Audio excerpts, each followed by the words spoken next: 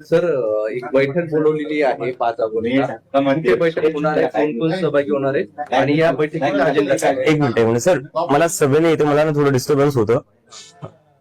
5 तारखेला जी बैठक बोलवली, या बैठकीला कोण कोण असणार आहे, काय अजेंडा असणार आहे आणि कुठे होणार आहे? बैठक इथंच माझ्या घरी होणार आहे 5 तारखेची, आणि त्यात आमचे स्पोक्सपर्सन्स येतील आणि अजून काही कोर टीम मेंबर्स येतील ज्यांनी आम्हाला प्रोटेस्ट मॅनेज करण्यात खूप मदत केली होती.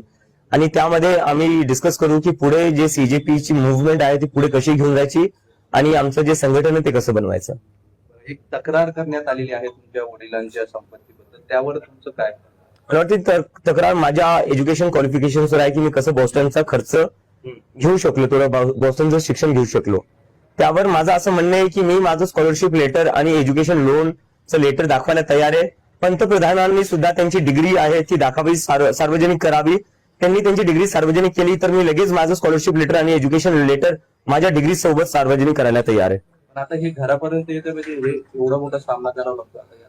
नाही, येऊ द्या ना, घरापर्यंत येऊ द्या. जी चौकशी करायची आहे करून घ्या.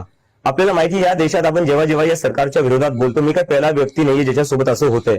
जेव्हा जेव्हा ज्याने या सरकारच्या विरोधात आवाज उठवलाय, त्यांना प्रश्न विचारले, हे लोक सगळ्यात पहिली गोष्ट तेच करतात, ईडी सीबीआय पाठवणं सुरू करतात. पाठवून द्या, तुमची ईडी पाठवा, तुमची सीबीआय पाठवा. पण जसं की मी म्हणलं, मी माझं एज्युकेशन लोनचं लेटर दाखवायला तयार आहे, मी माझं स्कॉलरशिपचं लेटर दाखवायला तयार आहे. पंतप्रधान मोदी यांनी सुद्धा जर ईडीला पाठवत असाल तर ईडी सोबत तुमची डिग्री पाठवा. तुम्ही तुमची डिग्री सार्वजनिक करा, मी माझी डिग्री सार्वजनिक करतो. झारखंडच्या विद्यार्थ्यांनी तुमचे संपर्क साधलाय, त्यांच्याकडे देखील पेपर फुटलाय. तुमची काय भूमिका असणार? आता पुढचं मिशन झारखंड असेल. झारखंडच्या विद्यार्थ्यांसोबत जे आंदोलन करताय त्यांच्याशी माझं काल रात्री बोलणं झालेलं आहे आणि मी त्यांना सांगितलं आहे की कॉक्रोच जनता पार्टी पूर्णपणे त्यांच्या सोबत आहे आणि त्यांनी जोपर्यंत त्यांच्या मागण्या पूर्ण होत नाही तोपर्यंत अजिबात मागे सरकू नाही. आणि जी काही मदत लागेल ती कॉक्रोच जनता पार्टी त्यांना द्यायला तयार आहे आणि त्यांच्या जे काही डिमांड्स आहेत त्यांचं आम्ही पूर्णपणे समर्थन करतो.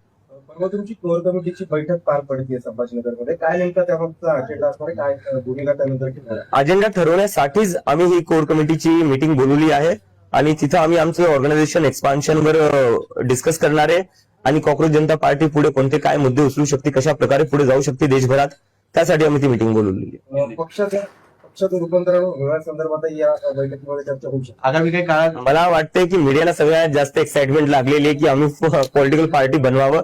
यावरूनच मला कळतं की जेवढ्याही पॉलिटिकल पार्टीवर आहेत तिथं कुठे ना कुठे तुम्ही सगळे डिसअपॉइंटेड आहेत त्यांच्यासोबत. पण आमचं अजून असं काही इंटेन्शन नाहीये. आम्हाला एक पब्लिक मुव्हमेंटच ठेवायची आहे, कारण की देशात जी सध्या पॉलिटिक्सची सिच्युएशन आहे, काय करणार पॉलिटिकल पार्टी बनून तुम्ही जेव्हा वोट डिलीट करण्यात येतात.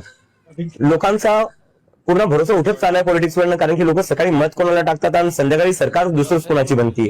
लोक सकाळी आमदार खासदार कोणाला निवडतात, संध्याकाळी तो आमदार खासदार दुसऱ्याच पक्षात असतो. तर अशा परिस्थितीत जिथे ईडी सीबीआय पाठवून पक्ष तोडण्यात येतात, इलेक्शन रीग करण्यात येतात, तशा याच्यात पॉलिटिकल पार्टी बनवून करायचं काय?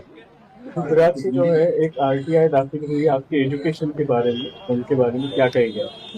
उस पर मैं ये कहना चाहूंगा कि हमारे प्राइम मिनिस्टर नरेंद्र मोदी जी अपनी डिग्री पब्लिक कर दे. मैं अपना एजुकेशन लोन का लेटर और मैं अपना स्कॉलरशिप लेटर पब्लिक करने के लिए तैयार हूँ और मेरी डिग्री असली है.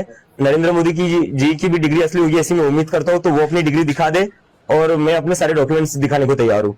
झारखंड में भी जो स्टूडेंट अभी प्रोटेस्ट कर रहे हैं उन्होंने आपसे बातचीत की है, आप क्या कहेंगे?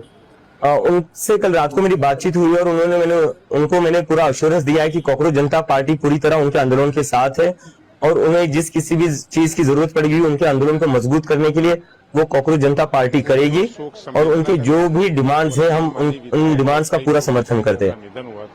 तारीख को इस मीटिंग में कौन कौन होगा और ये मीटिंग कहाँ होगी और मीटिंग का एजेंडा क्या है? इस मीटिंग में हमारे स्पोक्सपर्सन होंगे और कुछ लोग होंगे जिन्होंने हमें, हमारी कोर टीम के मेंबर्स होंगे जिन्होंने हमें ये प्रोटेस्ट सक्सेसफुल करवाने में मदद की है.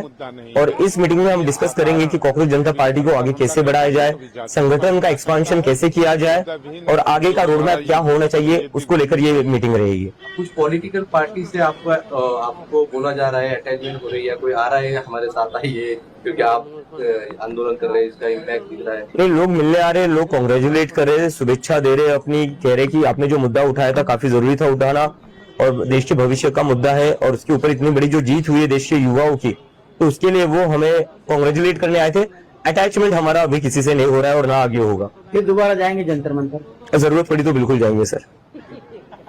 Thank you. Thank you.